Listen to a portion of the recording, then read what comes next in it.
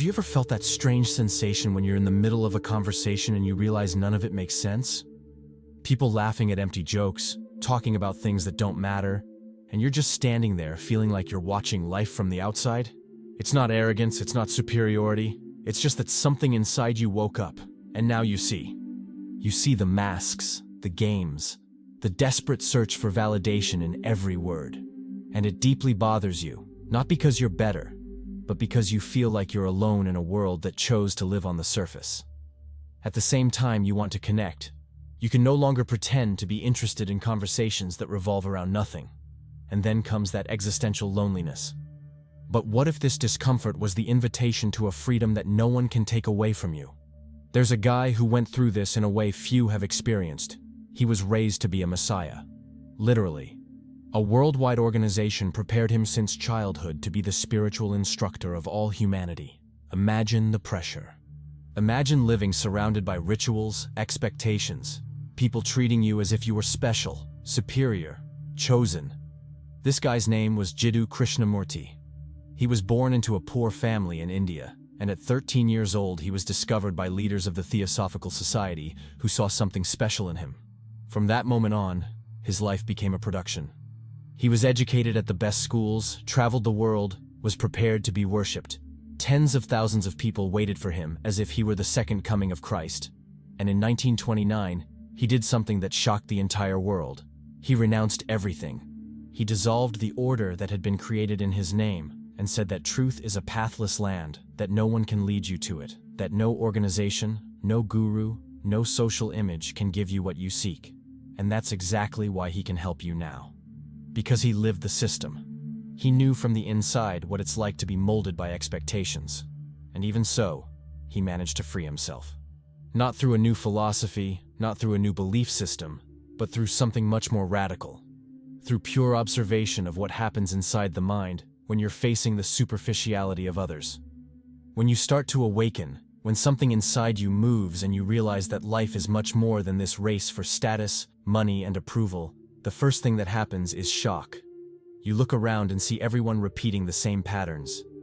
Bar conversations about football, gossip about other people's lives, discussions about who has the most expensive car or who traveled to the most exclusive place.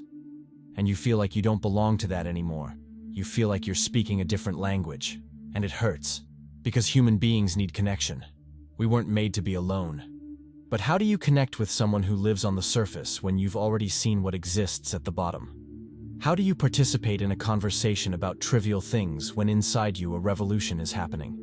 How do you laugh at the same jokes, get interested in the same things, participate in the same social rituals when all of this seems so empty, so mechanical, so distant from what really matters?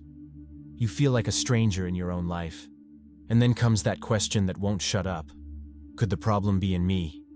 Am I becoming arrogant? Am I distancing myself from people because I think I'm better than them? And it's a fair question, because a lot of people who awaken fall exactly into this trap. This is the most dangerous moment, because this is where a lot of people fall into the trap. You start to feel special. You start to think you're different, that you're more evolved, that you're better than these people stuck in their empty lives. You look at someone talking about the latest episode of some random series and think, poor thing, doesn't know what they're missing. You see someone excited about a promotion at work and think, what an illusion. You watch people running after likes on social media and think, how pathetic. And then you feel above. You feel like you've achieved something that others haven't achieved. And this is exactly what Krishnamurti comes to destroy. He shows you that if you're feeling superior, you're still trapped. You just traded one superficiality for another. Before you sought validation through material things, now you seek validation through your spirituality, your intelligence, your awakening. But it's still ego. It's still the same prison with different clothes. True awakening doesn't create divisions. It dissolves them. Society lives in the shallow because the deep is scary.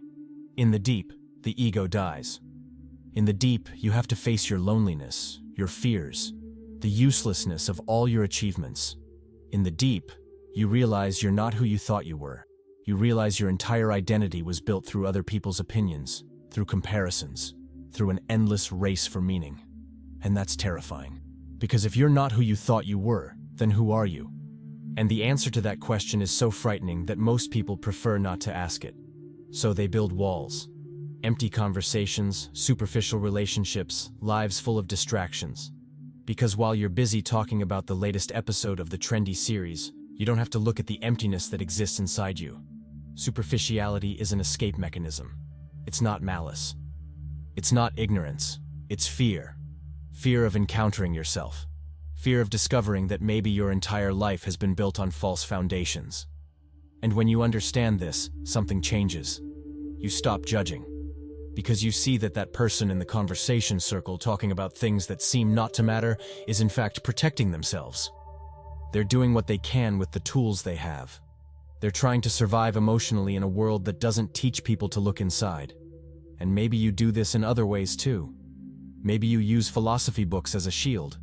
Maybe you use meditation as an escape. Maybe you use the awakening itself as a new identity so you don't have to face what really exists when all identities fall. Because in the end, everyone is doing the same thing. Everyone is trying to escape the pain of existing without clear purpose, without definitive answers, without guarantees. And if you can see this, if you can really feel this, not just intellectually but with your entire being, you can no longer judge anyone. You can only have compassion. A compassion that isn't pity, isn't disguised superiority, but a deep recognition that we're all in the same boat, all navigating through murky waters, all trying to find a safe harbor that maybe doesn't exist. Krishnamurti had a very clear warning. He said the danger isn't in being superficial. The danger is in thinking you're deep. Because the moment you place yourself above others, you create a division. And every division is conflict. Every division is suffering. True awakening doesn't separate you from people. It brings you closer. But not in a dependent way. Not in a needy way. In a free way. You can be with someone without needing that person to be different from what they are. You can hear a futile conversation without feeling offended by it. You can be present without losing your inner peace. The mind has been conditioned since forever to compare. Who's smarter? Who's more beautiful? Who's more successful? Who's more awake? Comparison is the basis of social superficiality. Because when you're comparing, you're not seeing the person in front of you. You're seeing an image, a projection. You're seeing someone through the filter of your expectations, your fears, your insecurities. And you're reacting to that projection, not to the real person. That's why social interactions are so exhausting. Because you're constantly measuring, judging, comparing. And the person is doing the same with you. So no one is really present. No one is really meeting. It's just two sets of images colliding. Two egos trying to prove themselves. Two masks trying to stay intact. Krishnamurti teaches something revolutionary. He teaches that you can observe this movement of comparison without participating in it. You see your mind trying to place itself above or below someone, and you just observe. You don't try to change. You don't try to correct. You don't try to be better. You just see. You see how the mind works, how it seeks security through comparison, how it tries to define itself in relation to others. And in that pure observation, without choice, without judgment, something magical happens. You become immune to social pressure. Not because you're repressing your reactions. Not because you're controlling yourself. But because you've seen the mechanism. And when you see something clearly, without distortion, without defense, it loses power over you. It's like seeing an optical illusion for the first time, and then someone showing you how it works. You still see the illusion, but it doesn't fool you anymore. You know what's happening. Think about it. You're at a party. Everyone talking loud, laughing at things that don't make sense, drinking to forget the week, posting photos to show how much fun they're having. And you're there, observing all of this. But not with contempt, not with irritation. You observe the facts. People are seeking something. They're trying to fill a void. They're trying to feel alive, connected, important. And you see this without adding anything, without turning it into a story about how the world is lost, or how you're awake and they're asleep. You just see.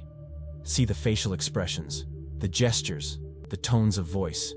See how someone laughs too loud, trying to get attention. See how another person is constantly checking their phone, looking for something that never comes. See how there are people who won't stop talking, as if silence were a threat. And when you see all of this without judging, something extraordinary happens. You don't get tired. You don't get frustrated. Because you're not in conflict with what's happening. You're not resisting reality. You're simply present, watching the human show with all its absurdities and beauties. And this presence without judgment has power. It doesn't drain you. It doesn't make you bitter. It sets you free. Free to be where you are, without needing it to be different from what it is. And sometimes, just sometimes, this presence affects the people around you. Not in an obvious way, not in a dramatic way, but in a subtle way. People feel when someone isn't judging them. And that creates a space. A space where maybe, just maybe, someone can take off their mask for a moment. If you feel like your mind is ready to go beyond this observation, I left exclusive material in the first pinned comment.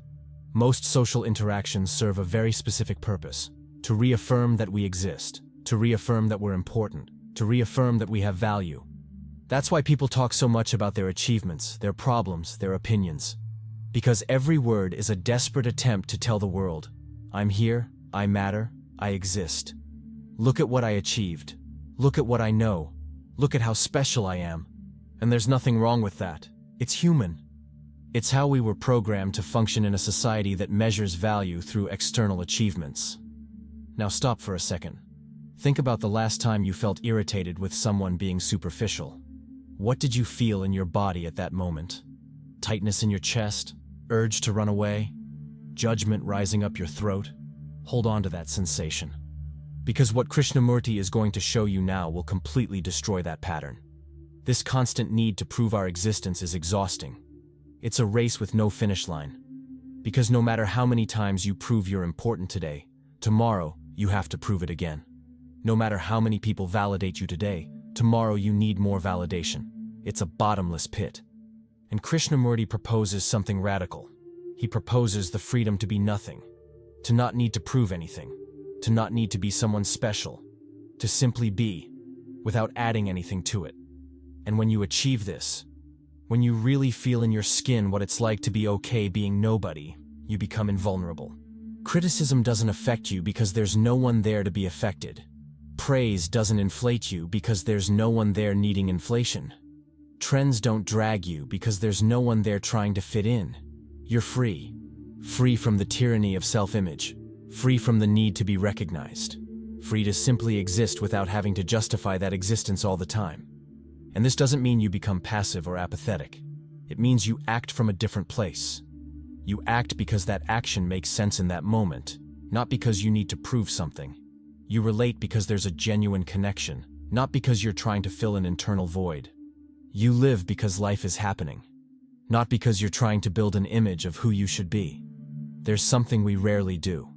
We rarely truly listen. We listen waiting for our turn to speak. We listen looking to agree or disagree. We listen filtering everything through our beliefs and experiences. We listen thinking about what we're going to respond, what we're going to tell about ourselves, how we're going to redirect the conversation to our territory. But there's a different kind of listening. Total listening. A listening that goes beyond words and captures what the person is really trying to say. Because words are just the surface. What really matters is underneath. It's in the tone of voice, in the pauses, in the silences, in what isn't being said. Many times a superficial conversation hides a cry for help. A person talking non-stop about trivial things might in fact be silently screaming that they feel alone. Someone who's always bragging might in fact be asking to be seen, to be recognized, to be validated. Someone who criticizes everyone might be projecting their own insecurities. And when you learn to listen this way, when you develop this total listening that Krishnamurti talked about, you don't respond with irritation. You don't react to the surface. You respond to what's behind it. And sometimes that means just being present, just listening. Just allowing the person to be as they are in that moment. Because maybe that's exactly what they need. Someone who isn't trying to fix them, change them, improve them. Someone who's just there, present, without judgment, without agenda. And this is rare. So rare that when it happens, people feel it. They might not know how to explain what happened, but they feel that something was different in that encounter. There's a phrase by Krishnamurti that destroys everything we think about others. He used to say that the observer is the observed. What does that mean? It means that when other people's superficiality bothers you, it's not because they're superficial. It's because there's a fragment of superficiality inside you reacting. It's you seeing in someone something you reject in yourself. And this is hard to accept. We want to believe the problem is out there. That if people were different, we'd be fine. That if the world were deeper, we'd be happy. That if everyone awakened, everything would be perfect. But the truth is, the world is you. People are mirrors. And when you understand this deeply, when you really see that all your irritation, all your judgment, all your frustration comes from within, the discomfort disappears. Because there's no one left to blame. There's no external enemy anymore. There's only you, observing your own patterns manifesting through other people. It's as if the entire universe were a giant mirror showing you exactly what you need to see about yourself. And the more you resist this, the more you insist that the problem is others, the more you suffer. But when you accept, when you look at that person who irritates you and ask, what are they showing me about myself? That's when real transformation begins. Not a transformation through effort, through control, through forcing yourself to be a better person, but a transformation that happens naturally when you see the truth. And the truth is, there is no other. There's only you, fragmented into billions of forms, trying to recognize yourself through each encounter. Every social interaction is a laboratory. Every boring conversation, every empty encounter, every situation where you feel like running away is an opportunity for you to see where your mind still seeks approval, where you still need to be special, where you're still impatient, where you're still resisting reality as it is. Think about a work meeting where everyone is talking about goals, numbers, strategies that deep down no one really cares about. Or that family dinner where everyone asks about your life just to compare with theirs. Or that social media comment that irritates you because the person doesn't understand anything about the subject, but speaks with so much certainty. People aren't here to please you. They're not here to fulfill your expectations. They're not here to be deep when you want depth or superficial when you want lightness. They're here being who they are, and that's a gift. Because only when you see something clearly, without distortion, without defense, can you change. Not through effort, not through control, but through simple perception of what is. When you're in that meeting and feel that irritation rising, that urge to leave, that judgment about how empty people are, stop. Just for a second, stop. And look at what's happening inside you. What is this situation touching? What wound is it stirring? What expectation isn't being met? What image do you have of how things should be? And just see. Don't try to change, don't try to fix. Just see. Because in that pure seeing, without the observer trying to control the observed, an intelligence happens. An intelligence that doesn't come from you, that doesn't come from conscious effort, but that arises when you stop interfering. And this intelligence knows exactly what to do. It knows when to stay and when to leave. It knows when to speak and when to be silent. It knows when to act and when to just be. And you trust it. Not because you understand it, but because you've seen that when you get out of the way, when you stop trying to control everything, life flows in a much more intelligent way than any planning could create. Many people think awakening is isolating yourself. It's going to a mountain, being alone, meditating in silence away from everyone. It's distancing yourself from society, living in a cabin, growing a garden, and never having to deal with other people's superficiality again. But Krishnamurti teaches something different.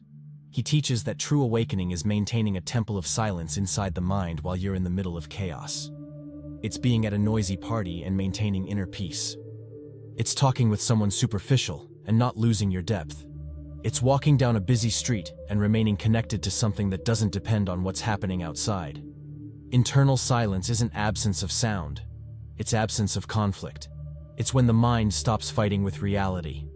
It's when you accept what is, not in a resigned way, not in a defeated way, but in a way that recognizes that resisting what's already happening is useless. The party is happening. People are being superficial. The world is doing its thing. And you can fight against it. You can get irritated by it. You can judge it. Or you can simply be present in the middle of all of it without losing yourself. And you can have this anywhere. In traffic, at work, at a family gathering, in a crowded bar. It doesn't depend on the external environment. It depends on what's happening inside you.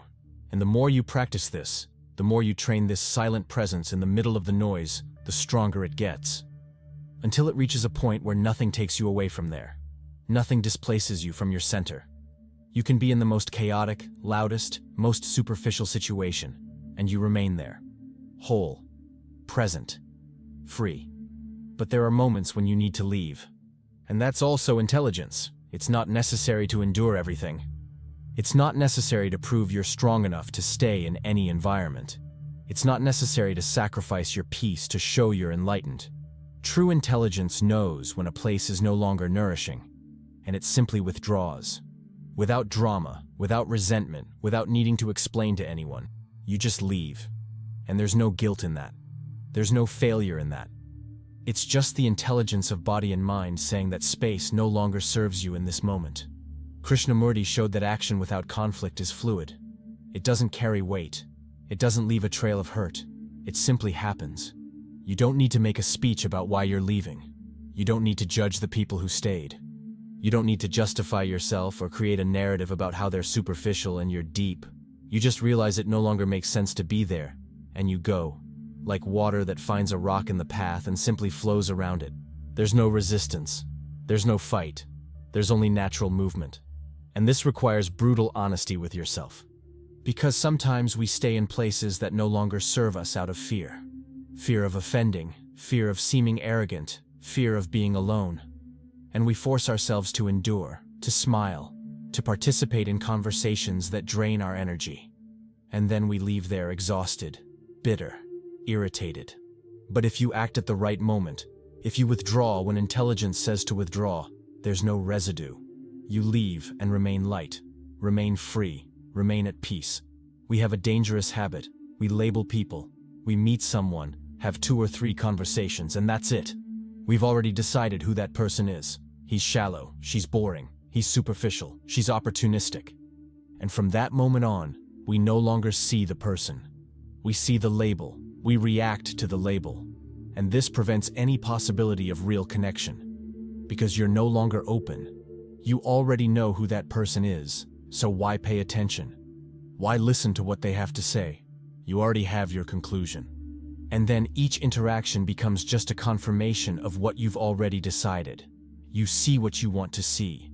You hear what you expect to hear. And the real person, with all their complexity, with all their nuances, with all their possibility of change, disappears behind your label. Krishnamurti suggested something beautiful. He said to look at each person as if it were the first time. Even if you've known them for years. Even if you think you know everything about them. Look as if it were the first time. Because people change. And more importantly, because when you look without carrying the past, without carrying your conclusions, something new can emerge. Depth can appear where you least expect it. That person you thought was superficial might surprise you with a profound comment. That friend you labeled as futile might show you a side you never saw. But only if you give space for it. Only if you die to the known and allow the new to happen. And this isn't easy. Because the ego loves to label, loves to categorize, loves to have certainties. Because certainties give security. If I know who you are, I know how to behave with you.